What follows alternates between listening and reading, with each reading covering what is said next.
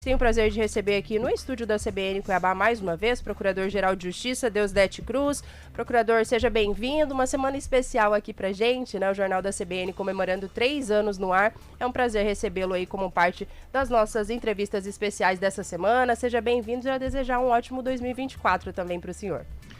Bom dia, Camila. Bom dia, Thaisa, Pedro e a toda a equipe e ao ouvinte da CBN. Quero já de antemão cumprimentar a rádio pelos 3 anos de serviço prestados à sociedade com notícia de qualidade. Bom dia, procurador. E, doutor, a gente queria começar aí, né, sempre que possível. Um ano novo que inicia, né, a gente acompanhou aí também os trabalhos que foram executados pelo senhor à frente do Ministério Público ao longo do ano passado. Então, eu queria que o senhor compartilhasse, né, na medida do possível, um pouquinho desse trabalho que foi realizado ao longo do ano passado, desde que o senhor tomou posse. E chamando a atenção, doutor Deusdedit, para um ponto que a gente recorda, a época que o senhor tomou posse, que o senhor falava que teria como uma das principais prioridades o fortalecimento da estrutura ali do Ministério Público para combater o crime organizado também aqui no Estado. Queria que dentro desse balanço também o senhor comentasse com uma maior atenção essa situação. O senhor acha que nós tivemos avanços nesse período? Fica à vontade aí para trazer esse apanhado para a nossa audiência. Certo, nós estamos prestes a completar um ano de gestão.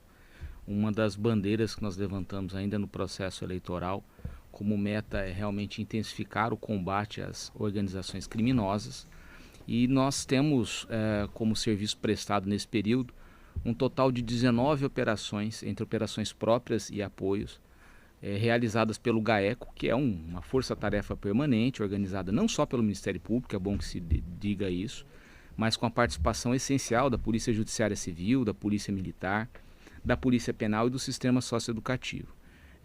Temos intensificado essa atuação, tanto na capital como no interior, atuado com bastante em sinergia com outras unidades de inteligência policial, mas ainda há muito o que ser feito. Infelizmente, as organizações criminosas, talvez até pela falta do tratamento nacional ou unitário desse tema, elas têm avançado em uma escala muito crescente no nosso país, com a dominância de territórios, com a prática de atos cada vez mais violentos. Inclusive, o receio que temos é que o nosso país venha a experimentar episódios como está acontecendo agora, atualmente, no Equador. Então, essa é uma preocupação que tem a ser não só do Ministério Público, do Procurador-Geral de Justiça, mas de cada cidadão e cidadã brasileiros. Agora, doutor, ainda falando sobre esse assunto, a gente especifica essa questão do avanço de facções criminosas de forma mais intensa em algumas cidades do estado, a exemplo do município de Sorriso, né? O senhor já colocou aí a sua opinião também, né, as ações que foram implementadas no sentido de buscar uma solução, mas o senhor entende que falta, de certa forma, vamos dizer assim, faltam mãos hoje dos poderes e instituições para fazer frente a este cenário? Esse problema, Pedro, da criminalidade, ele é um problema que em si ele já é bastante complexo e que não tem uma resposta simples e fácil. E ainda quando nós tratamos de criminalidade organizada, o que é complexo se torna ainda mais complexo. Naturalmente que um problema complexo não se responde, não se resolve apenas com ajustes na legislação. Tenho certeza que apenas esta alteração não seria suficiente.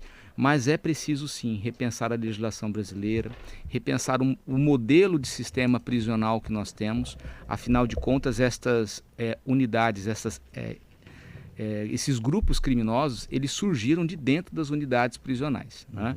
Que mostra naturalmente a incapacidade do Estado, de segregar a pessoa que pratica um crime. Não é incomum que ordens sejam dadas constantemente de dentro das unidades prisionais. Por isso, é importante que a classe política foque nisso como realmente um projeto nacional. Já seria muito importante, por exemplo, discutir até que ponto pessoas que foram condenadas por conta de participarem e integrarem o crime organizado, podem ter o direito de conversar com seus advogados sem ter as suas conversas gravadas. E aqui, naturalmente, eu não estou querendo impingir nenhum tipo de suspeita sobre uma classe de profissionais que merece o nosso respeito e que ajudou a construir a democracia brasileira. Mas, infelizmente, em todas as profissões, não só na advocacia, pode ser no Ministério Público, em qualquer outro, existem aquelas pessoas que se desviam e praticam ilícitos. Por isso, também defendemos que as conversas entre advogados e os seus clientes, sobretudo quando nós estamos tratando de suspeita da prática de crime organizado, sejam devidamente gravadas para evitar que essas pessoas sejam emissárias ou emissários do crime.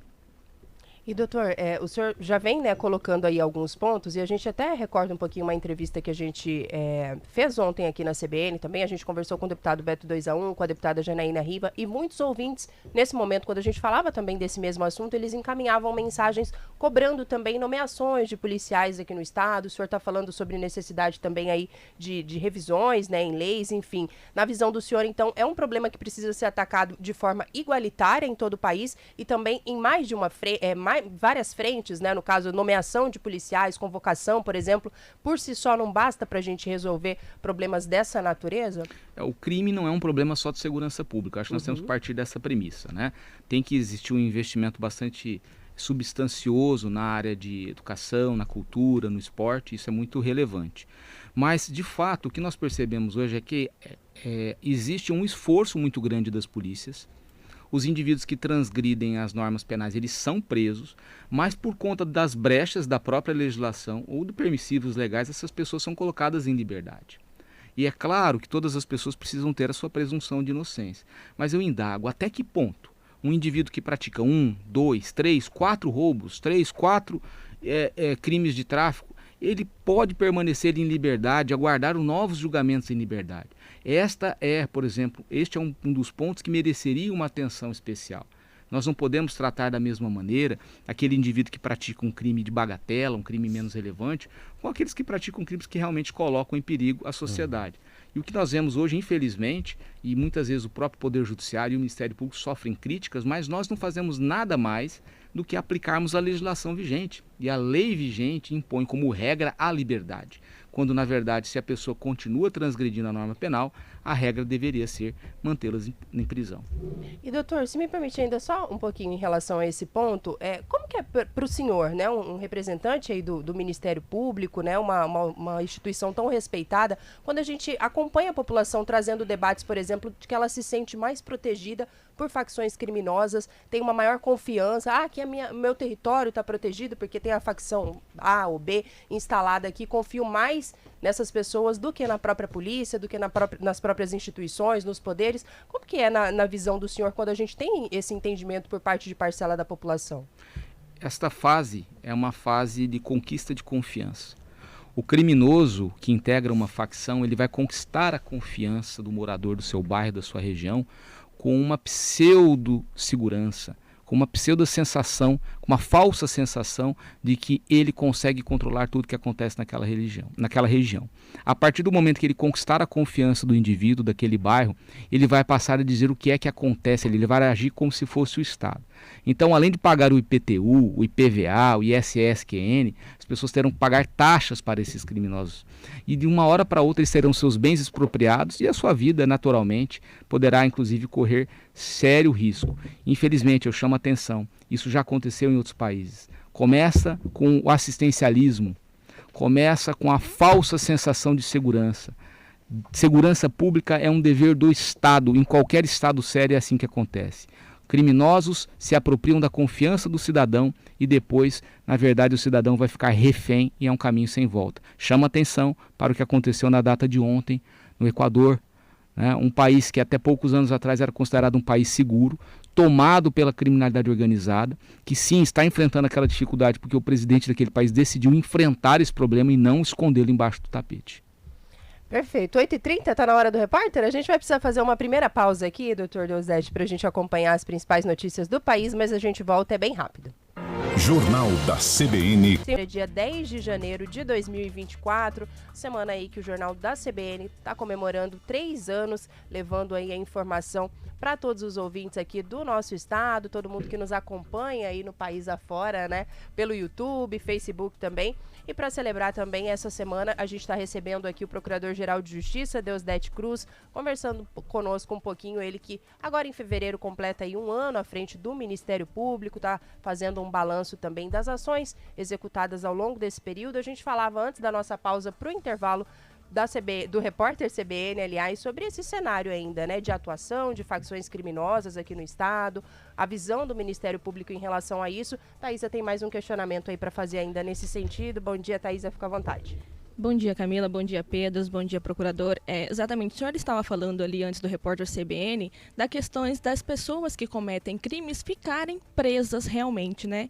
E neste final de ano teve um caso que repercutiu bastante em Minas Gerais de um preso que saiu nessa saidinha, né? E matou um policial um policial lá daquele estado, e eu gostaria que o senhor comentasse sobre isso. É realmente um absurdo uma pessoa que está presa ter direito a uma saidinha de final de ano? Thaís, essa sua pergunta é muito importante, nos permite fazer um esclarecimento que demanda uma atuação do Congresso Nacional imediata. Legislação boa é a legislação que o cidadão conhece, não é a legislação que o advogado, que o promotor, que o juiz conhece. É a legislação que qualquer um de nós, qualquer área que a gente atue, a gente possa compreender. E a legislação penal, a legislação que trata do sistema prisional, ela é muito dúbia. Em que sentido? Uma coisa é a lei fixar qual é a pena de um crime, é o que a gente chama de pena prevista em lei. A outra coisa é a pena que será aplicada, há uma diferença muito grande. E ainda, pior ainda, é a pena que vai ser de fato cumprida por conta de um sistema de progressão de regime, das famigeradas saidinhas temporárias. O que precisa existir transparência. O indivíduo que pratica um crime de roubo, quanto tempo ele vai ficar preso? É isso que o cidadão quer saber ao final do dia, né? E nós não temos essa previsibilidade. E a nossa lei de execução penal é uma lei de 84, que vai inteirar 40 anos. A criminalidade de 40 anos não é igual à criminalidade dos dias atuais. Por isso a nossa legislação é uma legislação atrasada, obsoleta. E esse caso de Minas Gerais é apenas um exemplo de que ela é uma legislação falha e que precisa ser corrigida. Há uma estatística de que mais de 5% das pessoas que saem nas tais saidinhas não retornam para o sistema prisional. Ah, mas isso funciona em relação aos demais. Nós precisamos ter uma previsibilidade. Volto a dizer, o indivíduo que pratica um crime de roubo, ele hoje em nosso país, ele começa com uma condenação, via de regra, com uma pena no regime semiaberto. Não é aceitável que uma pessoa que vale-se de uma arma, que pratique um delito com violência, pegue uma condenação com regime semiaberto. Essa pessoa, quando pega um regime fechado, geralmente ela já cometeu 1, 2 ou 3 crimes. E ela, depois de um tempo, ela tem o direito de ter essa saída temporária. Então, realmente, são direitos que não correspondem às necessidades dos nossos dias. Nós entendemos, sim, que a legislação penal ela tem que cumprir o escopo de ressocializar para que aquela pessoa volte melhor para a sociedade. Mas a primeira finalidade da pena, eu não custo de insistir nisso, é a punição. É a punição. É como se nós tivéssemos um filho cometendo uma malcriação e primeiro nós pensássemos em dar o benefício da dúvida ao invés de punir aquele mal feito, né? Assim acontece com o criminoso também. Ele precisa ser punido com a sua liberdade, não com a sua dignidade. Por isso, também, apesar de defendermos uma legislação dura, defendemos uma legislação que permita o cumprimento da pena em condições dignas, salubres, realmente a gente possa tirar daquele indivíduo a sua liberdade, que é o que a lei nos autoriza. Muito bem, 8h38. Quem está chegando agora na 95.9 FM, Procurador-Geral de Justiça Deusdete Cruz, está conversando conosco. Doutor, ainda fazendo um retrospecto, né, desde a posse do senhor até esse momento, lá atrás também o senhor falava sobre a necessidade de tentar reduzir um pouquinho o déficit no quadro funcional do Ministério Público. Àquela altura, salvo engano, o senhor falava ali da necessidade de algo em torno de 20 promotores. Como é que está esse cenário agora? Foram feitas nomeações aí ao longo dos últimos anos? Queria que o senhor trouxesse também um panorama para a gente em relação a isso. Nosso Estado cresce de maneira diferenciada em relação ao cenário nacional. Isso repercute tanto nos problemas sociais, como no aumento do número de processos, né? E na demanda realmente que repercute inclusive em relação ao Ministério Público. Em razão disso, aquele nosso quadro de déficit de 20, nós já conseguimos superar parcialmente, já demos posse para 11 novos promotores e promotoras de justiça e fizemos um concurso seletivo para residentes jurídicos, que é um quadro auxiliar que nos auxilia na prestação dos nossos serviços. Acreditamos que teremos um espaço orçamentário para no ano de 2024, nesse ano em exercício agora, de chamarmos mais alguns promotores e promotoras para diminuir esse quadro. Talvez nós não consigamos atingir ainda o número de 20, né? Mas com os 11, mais uns 5 ou 7 novos promotores, este é o nosso objetivo mais imediato.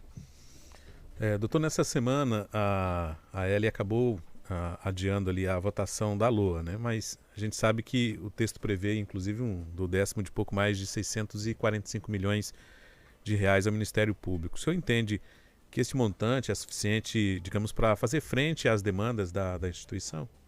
As nossas demandas, Pedro, são infinitas, mas os recursos que o Estado dispõe para as nossas demandas e dos poderes são finitos.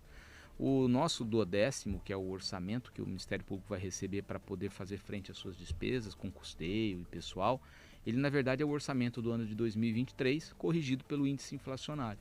Basicamente era isso.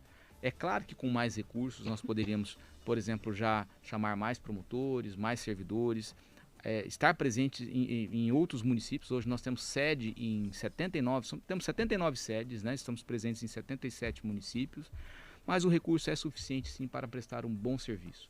Nós falamos com a nossa equipe que não se faz gestão só com mais recursos, mas sim fazendo um bom uso dos recursos que temos, né? Então hoje, com o uso da tecnologia, com essa capacidade de fazer realmente um melhor aproveitamento dos nossos recursos humanos, nós temos conseguido realizar a nossa missão com recurso. Então, eu entendo que neste momento ele é suficiente.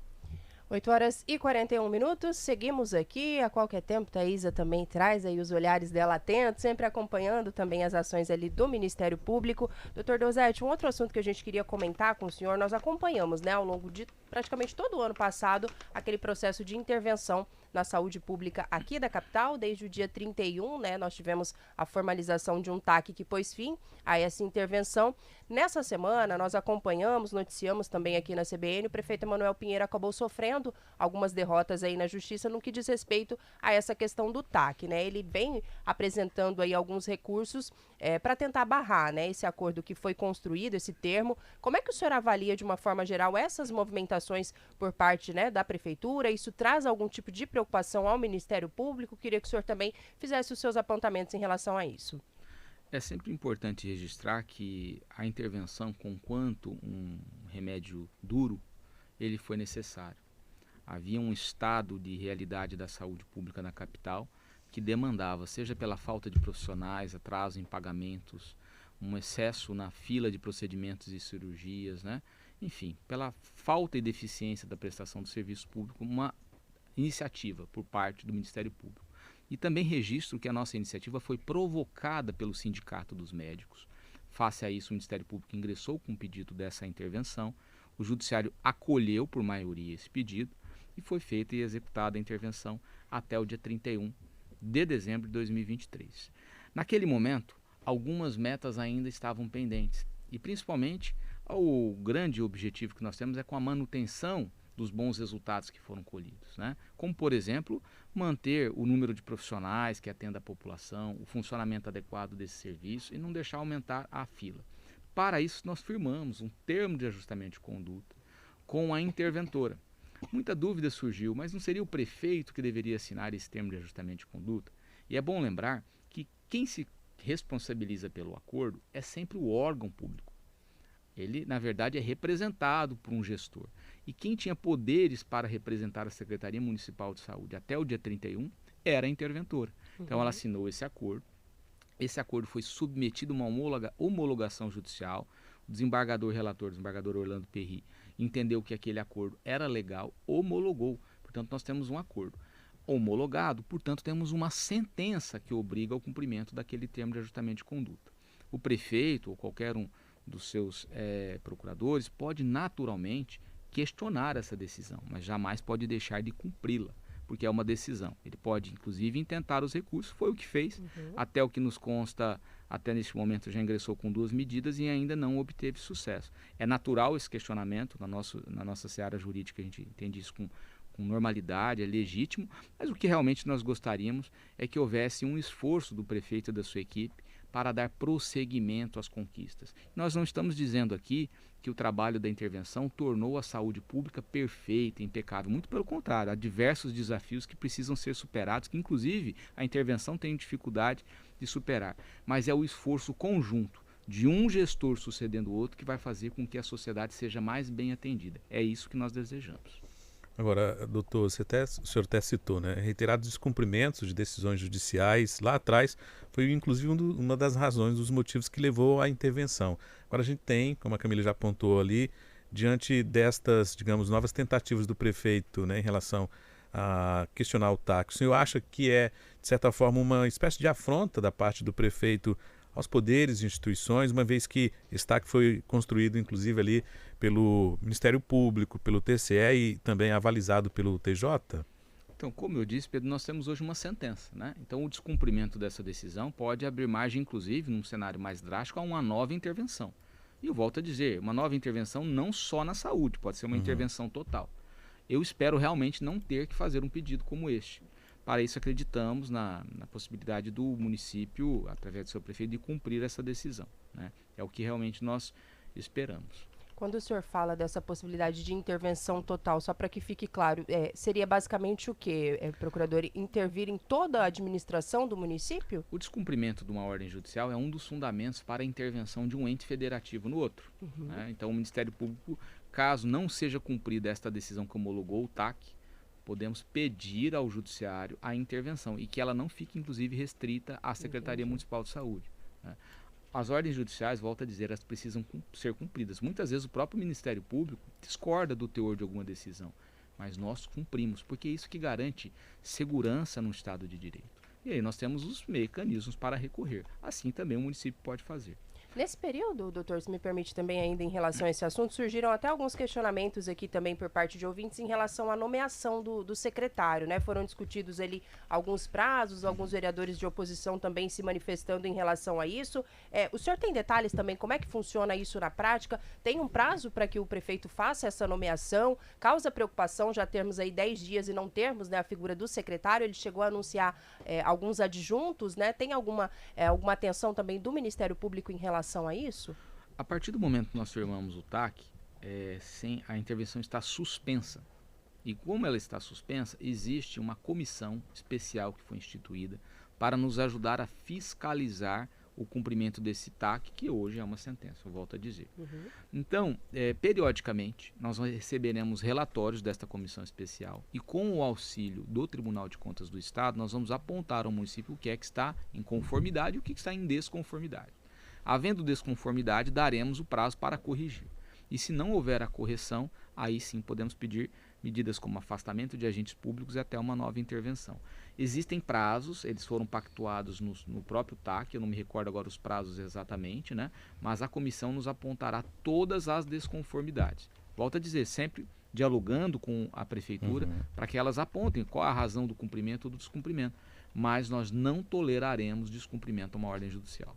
Tem uma outra situação aqui, Panó, que a Simone compartilha. Ela diz o seguinte: Camila, salvo engano, faz um ano e 2 meses, eu acho, do concurso da Limpurb. Também fizeram um TAC e não foi chamado todo o pessoal. O procurador sabe dizer quantos TACs existem com a Prefeitura de Cuiabá e que vêm sendo descumpridos? Doutor, tem aí uma base? Tem, isso olha, é uma situação recorrente? É o questionamento da Simone aqui pra gente. Infelizmente, as ordens judiciais e os TACs da área da saúde não foram os únicos descumpridos, né? Essa questão do TAC do concurso da Limpurb não está conosco, porque não é objeto do pedido de intervenção. Certo. Então isso certamente hoje está sob os cuidados de um dos promotores de justiça que trata dessa questão, né?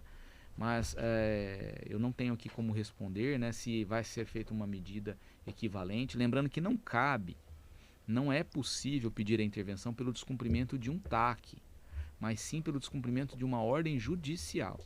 O que aconteceu lá atrás na saúde é que o TAC que foi firmado com o município, ele foi judicializado e aí passou a haver não só o descumprimento do TAC, mas da própria sentença judicial. Então, nós nos atentaremos a essa questão da Limpurb, né? Vamos identificar quais são os promotores que estão responsáveis para que possamos aí concitá-los à adoção das medidas necessárias. Thaís. Agora, 8h49. A gente está entrevistando neste momento o Procurador-Geral de Justiça, Deusdete Cruz. Procurador, outro tema que foi bastante destaque nesta semana ainda aqui em Cuiabá foi um pedido feito por parte do comandante-geral da Polícia Militar. Se eu não estou enganado, esse pedido já foi feito anteriormente, lá em 2022, né, para que a Polícia Civil se abstenha de investigar crimes praticados por policiais militares. Esse assunto veio à tona depois de um ofício encaminhado encaminhado pelo procurador José Antônio Borges, pedindo providências para o senhor.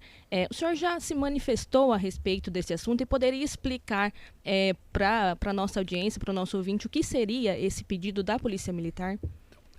O Procurador de Justiça, José Antônio Borges, quando Procurador-Geral de Justiça, antes, ele acompanhou, tramitava um processo perante o tribunal, que foi justamente um requerimento do comandante-geral da PM para que as investigações dos crimes praticados por militares, ainda que as vítimas fossem pessoas civis, né, e não fosse um crime militar, fossem investigados pela própria Polícia Militar. Naquela oportunidade, o então Procurador-Geral de Justiça se insurgiu contra isso, com uma manifestação, mas eu acredito que tenha sido de desconhecimento do Procurador de Justiça que essa questão já tinha sido resolvida no próprio Tribunal de Justiça. Por isso que ele nos oficiou para que nós provocássemos o tribunal por uma resposta, mas essa resposta já existia. Naquela oportunidade, um dos pedidos do comandante é que houvesse um ajuste na competência da 11ª Vara Criminal, que é a que trata dos crimes militares, para que ela abarcasse crimes praticados contra civis. E o Tribunal de Justiça, através de uma posição do então Corregedor-Geral de Justiça, se posicionou contrário. E essa proposição foi arquivada. Penso que até acolhendo os argumentos do próprio Procurador de Justiça, né? Essa discussão ressurgiu com a chacina que ocorreu no município de Rondonópolis. Porque todas as vezes que um policial militar pratica um crime, existe um conflito entre as duas unidades policiais, Polícia Judiciária Civil e a Polícia Militar, para saber quem é que vai investigar aquele crime. Isso é muito ruim. Tanto é ruim que existe uma ação direta de inconstitucionalidade proposta no Supremo Federal, conclusa para julgamento, para decidir se a Polícia Militar pode ou não investigar os seus policiais quando nós estivermos tratando de um crime praticado contra pessoas civis. Então, neste momento, não há nada que eu possa fazer, até porque essa ADI está pendente de julgamento no Supremo Tribunal Federal. Se, eventualmente, esses questionamentos chegarem ao Judiciário, se a investigação foi válida ou não, porque conduzida pela PM, esse processo cairá ou para uma vara criminal ou para uma câmara criminal, onde nós temos promotores e procuradores, que são os promotores e procuradores naturais para o caso, né? Então, acredito que tenha feito o devido esclarecimento ao procurador, ele vai ser cientificado ainda nesta manhã, de que a resposta do judiciário já havia sido dada, inclusive em consonância com a manifestação do então, nosso esse colega. processo já está arquivado aqui no Tribunal de Justiça de Mato Grosso. E se nós fizemos uma varredura ontem para tentar identificar, será que existia uma nova proposição do comandante? Não, mas não existia, pelo menos do nosso conhecimento, um novo requerimento, é algo antigo. Mas falando desse caso da chacina em Rondonópolis, há uma diferença, né, procurador? Porque são crimes praticados por policiais militares, mas não estavam em função. Né? O que o comandante-geral, comandante da Polícia Militar pedia aqui nesse pedido seriam não posso dizer, né, pela intervenção do Estado em atuação, né, ali da Polícia Militar. Hoje existe uma dissonância quando o militar é um militar da União e um militar do Estado. A legislação nossa contempla que todas as vezes que o militar engajado num serviço da União ele pratica um delito, quem vai investigá-lo vai ser um inquérito policial militar. E existe uma disposição, que é justamente essa que está sendo questionada, que se aplica também para os militares do Estado no Supremo. Então, essa é uma situação que precisa ser resolvida, mas eu concordo contigo, que se existe dúvida quando ele está em serviço, não deve existir dúvida nenhuma quando ele não está em serviço. Aí eu acho que realmente a condição dele de militar foi totalmente desinfluente para a prática daquele ilícito, né? É claro que nós não defendemos a prática de crime, que seja por quem quer que seja, mas um policial militar no exercício da sua função, em defesa da sociedade, muitas vezes ele acaba tendo que tomar decisões em frações de segundo. E o exercício da legítima defesa ou do exercício regular de um direito é algo muito tênue e precisa ser aferido com cuidado, né? Mas existe realmente esse conflito. Quem investiga? A Polícia Militar ou a Polícia Civil? É uma opção legislativa e ela está sendo combatida perante o Supremo Tribunal Federal. E é importante que o Supremo julgue essa lei, porque isso vai pacificar essa questão para todo o nosso país. 8h56, tem mais um questionamento de ouvinte por aqui, Pedro Panoc. A gente está conversando com o Procurador-Geral de Justiça, Deusdete Cruz, é a Beatriz Nogueira, procuradora. Assim como as facções criminosas, também temos a impressão de um aumento de crimes contra mulheres aqui no estado. Pergunte ao procurador sobre a atuação do Ministério Público também em situações dessa natureza. E nós falamos sobre, ao longo de todo o ano passado, principalmente, né, Pedro, Thaisa, sobre crimes muito graves, né, e que chocaram, né, né, que aconteceram aqui no estado, e aí a Beatriz também traz esse questionamento, essa situação à tona. Queria que o senhor ficasse à vontade também para respondê-la, doutor. Na verdade, a Beatriz está coberta de razão. Nós não temos um aumento, nós temos uma pandemia de violência contra a mulher em nosso estado. Eu tenho dados aqui, apenas de janeiro a novembro nós registramos 94 mortes de mulheres, sendo 52 homicídios de mulheres e 42 feminicídios. E temos os registros, inclusive, da quantidade de órfãos que esses crimes estão deixando. Então eu volto a dizer, realmente é uma epidemia que precisa ser combatida com prisão, com condenações exemplares, mas também com a desconstrução de um modelo em que o homem se sente dono da mulher, em que ele não aceita o fim de um relacionamento. São questões que precisam ser desconstruídas, que foram arraigadas no pensamento, no imaginário da população e que contribuem hoje para a gente ter um estado de violência em relação às mulheres de um modo geral, né? Isso precisa ser combatido. Inclusive o Ministério Público, em parceria com um órgão de comunicação, vai iniciar uma campanha bastante forte agora no mês de janeiro até março, salientando essa questão da violência, pontuando principalmente que a violência começa quando acaba o respeito. Muitas vezes a gente olha a violência doméstica só como o ato da agressão, como o ato da morte, da violência explícita, mas não. Ele começa de várias maneiras, com a violência patrimonial, psicológica. Então isso precisa ser combatido e desconstruído. Eu volto a dizer, da mesma forma como nós temos feito, e eu acho que o Brasil tem desconstruído aquela imagem em relação ao preconceito racial, precisa ser feito em relação à violência doméstica. Com conversa também com justiça, mas desconstruindo essas premissas equivocadas. Agora, doutor, você acredita também, porque a gente tem visto casos, por exemplo, que a mulher até denuncia, existe ali uma restrição, né, por parte do marido em relação à esposa ali agredida, só que, de certa forma, a gente vê o descumprimento dessa medida, né, de distanciamento, e por muitas vezes, depois de ir na delegacia, a mulher acaba sendo morta. De certa forma, existe uma necessidade, o senhor imagina, e pode compartilhar a sua visão com a gente, de mudança em termos da lei para eventualmente ser mais, digamos, rigoroso, no sentido de chegar lá uma mulher que foi vítima de agressão, a depender da circunstância, o homem fique de fato preso e não tenha só um alerta desse de manter, sei lá, 500 metros de distância da mulher, por exemplo? A Lei Maria da Penha, ela é uma lei que marcou, né? Ela foi um avanço na nossa construção de uma legislação que seja realmente qualificada para resolver esse problema. Mas ela tem algumas falhas. E esse tipo de crime, Pedro, quando ele acontece, muitas vezes ele deixa os sinais pré-anunciados, e aí a gente tem condições melhores de trabalhar para pedir uma prisão, mas muitas vezes não. Silencioso, ele é um crime, né, silencioso, né? Então, às vezes, a pessoa vai fazer um registro de uma ocorrência quando realmente a situação já está num momento tão grave que é imperceptível o risco que aquela pessoa vai correr, e ela corre, e muitas vezes acaba acontecendo um homicídio, né? O importante realmente é que as mulheres não aceitem desde o primeiro ato de violência. E o ato de violência não é só a agressão. Isso precisa ser conversado, consensuado, e os limites precisam ser devidamente estabelecidos, né? Agora, volto a dizer da nossa legislação. A medida protetiva descumprida admite a prisão, mas esse indivíduo, quando ele é condenado, a pena é tão insignificante que ele não vai ficar no regime fechado. Então, até que ponto que o fato dele ter ficado preso preventivamente um tempo e depois na condenação ele não fica, não estimula até ele falar, só fiquei preso isso? Então é essa a consequência, né? E também, infelizmente, nós temos aqueles casos quase que passionais, que a pessoa por fúria pratica esse tipo de crime, em que poderia ficar preso mais ou menos tempo e infelizmente não resolveria.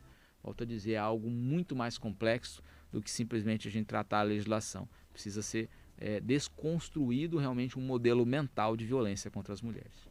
Doutor Donizete, pedir para o senhor ficar só mais uns minutinhos conosco, a gente vai precisar fazer mais uma pausa para o repórter CBN, mas aí a gente volta aqui também para que a gente possa concluir a nossa conversa bem rápido. Aqui na CBN Cuiabá, manhã de quarta-feira, dia 10 de janeiro de 2024, já agradecer aí ao Procurador-Geral de Justiça, Deusdedit Cruz, pedir para ele ficar mais um pouquinho aqui conosco só para os últimos questionamentos, aproveitar para agradecer também ao professor Tinho Costa Marques, da assessoria, tá aqui conosco nos fazendo companhia nessa manhã.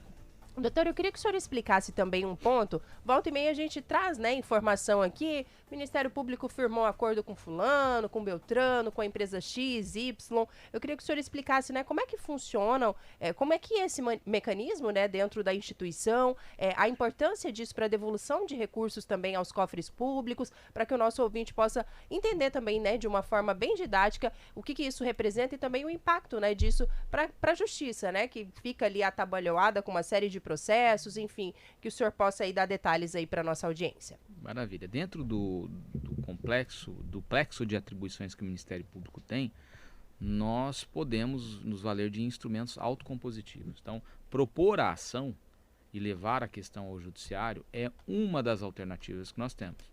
Mesmo na área criminal e também nas áreas não criminais, na área civil, nós podemos realizar acordos, né? O termo de ajustamento de conduta, o acordo de não persecução penal, o acordo de não persecução civil, a transação penal e a suspensão condicional do processo são exemplos. Quando nós firmamos acordos, naturalmente observando os requisitos da lei, em algumas situações isso passa pelo crivo de uma homologação judicial, há a destinação de recursos, valores, multas ou obrigações que serão cumpridas por aquelas pessoas que pactuam um acordo conosco. E para isso nós temos um banco de projetos que se chama BAPRE, que qualquer cidadão ou instituição pode registrar um projeto habilitando a receber recursos. Né? Recursos do quê? Recursos justamente destes acordos. Né? Só no ano de 2023 foram mais de 300 milhões de reais em recursos destinados para projetos. Quando eu falo 300 milhões, naturalmente eu estou falando de todos os acordos que o Ministério Público fez. Né? Então é muito comum, por exemplo, quando nós pactuamos um ajuste com alguém que infringiu as normas ambientais, que essa pessoa tenha além da obrigação de reparar o dano ambiental no local, pagar uma multa para o órgão ambiental e uma compensação. Muitas vezes essa compensação se reverte para projetos naquela localidade. Né? E também temos outras atuações que não são só do Ministério Público, como por exemplo o CIRA, que é um comitê interinstitucional de recuperação de ativos. Só no ano presente, no ano passado, em 2023, mais de 600 milhões foram pactuados para restituição. Não tudo no mesmo ano, porque esses valores são parcelados, né? Mas são acordos para que aquelas pessoas que eventualmente tiveram alguma dificuldade para pagar tributos ou até um ato de sonegação, elas se comprometem a devolver isso, sob pena de serem processadas criminalmente e também no aspecto civil. Então é uma forma que o Ministério Público tem de fazer voltar para a sociedade em um tempo mais ágil esses recursos. Muitas vezes não conseguimos fazer um acordo, seja porque a parte não tem interesse ou não tem a possibilidade de cumprir aquilo imediatamente, aí levaremos naturalmente ao Poder Judiciário essa questão. E também fazemos acordos, inclusive em ações que já estão judicializadas. É uma obrigação do promotor, da promotora, do procurador, da procuradora tentar fazer o acordo, porque é uma preocupação de todos os atores do sistema de justiça que haja uma resolução mais célere dos casos. Então, nós realmente temos uma expectativa bastante elevada e a satisfação de que no ano de 2023 nós tivemos mais acordos celebrados do que ações propostas. Thaisa, tem mais um questionamento aí, doutor. Isso é um último questionamento da minha parte. Não sei se o Panoc ainda tem mais alguma coisa para falar. O procurador, na segunda-feira, deu um ano daqueles ataques em Brasília, né? Atos reprováveis aí contra a democracia. Mas, paralelamente a isso, houve também um ato ali, para se lembrar desse episódio trágico da nossa democracia. E muitos políticos falaram que seria um ato mais politizado. Como que o senhor enxerga isso, né? São atos que devem ser lembrados realmente, né? Ou o senhor acha que acabou sendo politizado mesmo realmente essa questão? Tudo em nosso país hoje que a gente fala está sendo politizado, né? Então, assim, a gente tem que tomar um cuidado imenso, sobretudo atuando pelo Ministério Público, para que a nossa fala, a nossa atuação não seja identificada como uma atuação político-partidária. Mas existe uma fotografia do momento. É um fato inconteste que pessoas ingressaram na sede dos poderes da República, destruíram com uma intenção, inclusive de ir além. Então isso inclusive resultou na propositura de ações, de prisões e já de condenações. Esse dia não pode ser esquecido, ele precisa ser repudiado pelo bem da democracia brasileira, sem partidarizar, né? Muito se atribui que era um grupo político determinado que estava lá. Outros já falam que tinha gente do outro lado também. Não importa quem estava lá, importa que fizeram, e essas pessoas que fizeram têm que pagar, independente do partido e da opção política que tenham, para que a nossa democracia sobreviva pelo bem do nosso país. 9h11. Tem mais alguma dúvida por aí, Pedro Panocchi? Tem uma dúvida aqui da nossa ouvinte, a Rosa Silingard, que sempre participa aqui com a gente, doutor. Ela diz o seguinte, agora há pouco eu ouvi o doutor dizendo da necessidade de mudanças de leis, e aí ela cita um caso especificamente aqui. Quer saber também a opinião do senhor em relação a isso, né? Recentemente nós tivemos uma situação onde um gari sofreu um acidente por parte de um motorista que estava embriagado, né? E o gari teve amputação da perna. Na sequência, esse motorista foi solto. O senhor também acha uma necessidade de mudança nesse sentido da lei de responsabilidade, do sentido de alguém que dirige, por exemplo, embriagado, a depender da circunstância ali do acidente, ele sai pela porta da frente ali da delegacia? Ano após ano a gente tem percebido uma intensificação na política de lei seca, né, nas barreiras policiais, as instituições têm se dedicado, mas ainda assim o número de flagrantes ali tem sido cada vez mais elevado, né? Realmente é algo que está sendo difícil de vencer, e eu posso dizer para vocês que no Ministério Público uma das ações que é mais oferecida é realmente a embriaguez ao volante. E isso nos entristece na medida em que já deveríamos estar colhendo algum nível de conscientização. Eu não escondo de ninguém que defendo sim legislações mais duras, mas tenho a consciência que só isso não resolverá o problema. Né? Precisa realmente também um trabalho bastante forte de conscientização. O indivíduo que transgride normas de trânsito, dentre elas quando dirige embriagado, ele não exercita uma tarefa básica de se colocar no lugar do outro. Uma regra básica para convivermos em sociedade, entendemos que o que atinge o meu semelhante pode me atingir também. Se eu dirijo embriagado, alguém pode estar dirigindo e também colocar em risco a minha vida e a da minha família. Então, na verdade, é a falta da coexistência de um pacto que deve existir entre todos nós. É o que a gente diz da vontade implícita de cumprir a legislação. Defendo sim, respondendo ao ouvinte, uma legislação mais dura, mas não tenho expectativa que só esta resolução mude o problema. É preciso de consciência, é preciso de empatia e de um sentimento realmente de pertencimento para que todos tenhamos essa compreensão de que precisamos fazer a nossa parte. Doutor, se nos permite ainda sobre esse ponto, rapidinho uma mensagem da Raquel também. Bom dia, pessoal. Ontem foi triste ouvir de um bandido após ele ter realizado um sequestro que, entre aspas, ainda bem que não existe prisão perpétua no Brasil e logo ele estaria solto. O que é que a população deve fazer para que as leis sejam modificadas em nosso país? É a Raquel Abraão, doutor. Colocar isso como um ponto prioritário na escolha dos seus candidatos. Muitas vezes o eleitor ele se fascina com propostas abertas, vazias, e não cobra daquela pessoa em que ele elege para um cargo, para um mandato muito importante, um compromisso com uma pauta.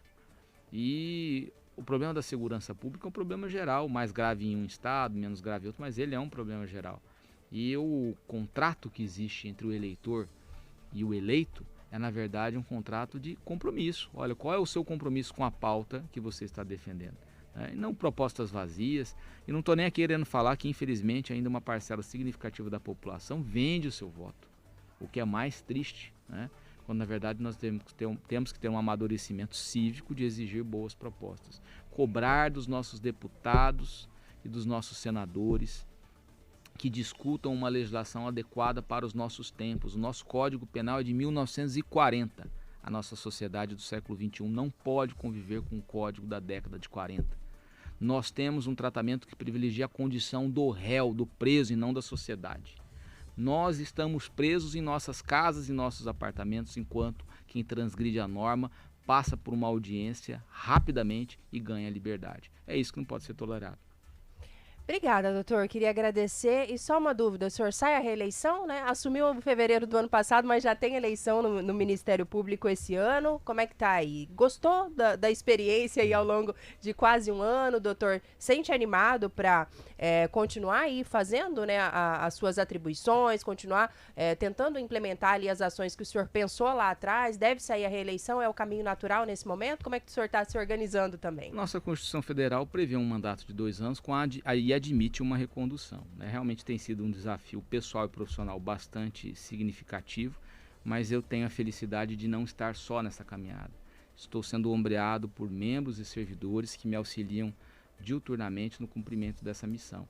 A recondução é um caminho natural, mas assim como eu não fui candidato de mim mesmo, não me lancei sozinho, eu vou me reunir com os colegas e com as colegas que me apoiaram para decidir isso conjuntamente, né? Nós temos tempo ainda, um ano inteiro de trabalho para decidir isso mais para o final do ano.